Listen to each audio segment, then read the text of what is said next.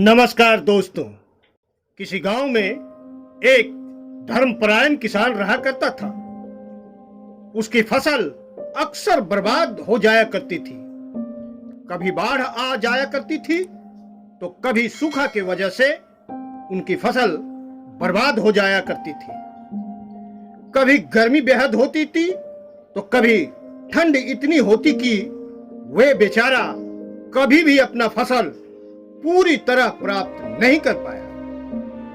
एक दिन, जी हां, एक दिन किसान दुखी होकर मंदिर में जा पहुंचा और भगवान के मूर्ति के पास आगे खड़ा होकर कहने लगा, भगवान, बेशक आप परमात्मा हैं, लेकिन फिर भी लगता है आपको खेती बाड़ी का जरा सा भी जानकारी नहीं है।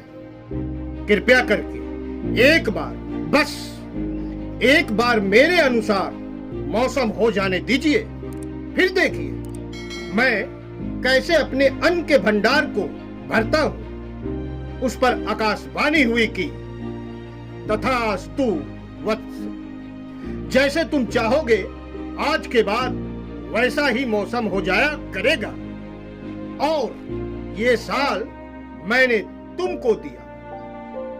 किसान बड़ा खुशी खुशी घर आया और उसने गेहूं की फसल बो दी। क्या होता है कि उस वर्ष भगवान ने कुछ भी अपने अनुसार नहीं किया।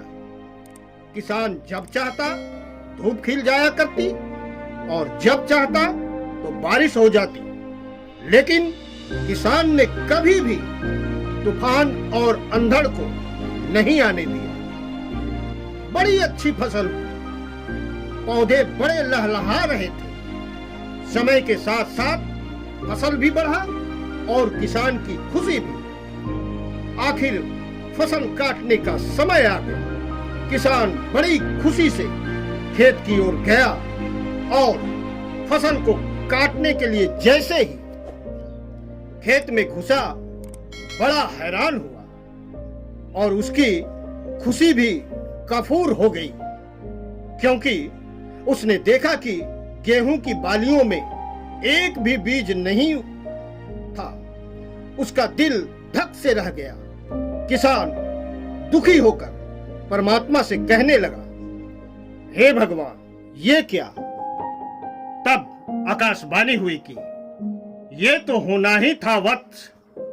तुमने जरा भी तूफान, आंधी, ओले को नहीं आने दिया, जबकि वो मुश्किलें हैं जो किसी बीज को शक्ति देता है और वो तमाम मुश्किलों के बीच भी अपना संघर्ष जारी रखते हुए बढ़ता है और अपने जैसे हजारों बीजों को पैदा करता है। जबकि तुम ये मुश्किलें ही नहीं आने दी तो कैसे बढ़ता, ये बताओ तुम।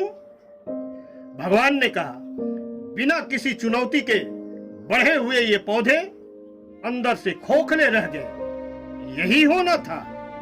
यह सुनकर किसान को भी अपनी गलती का एहसास हुआ। दोस्तों, जब तक हमारी जिंदगी में बाधाएं नहीं आती, परेशानियां नहीं आती, तब तक हमें भी अपनी ताकत का अंदाजा नहीं होता।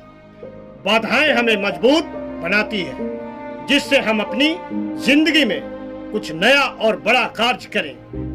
बाधाओं और मुश्किलों से कभी भी घबराना नहीं चाहिए और इसका सामना करते हुए आगे बढ़ते रहना चाहिए। दोस्तों, अगर आपको ये कहानी पसंद आई है तो प्लीज इसे अपने मित्रों के साथ शेयर कीजिए। बहुत बहुत धन्यवाद।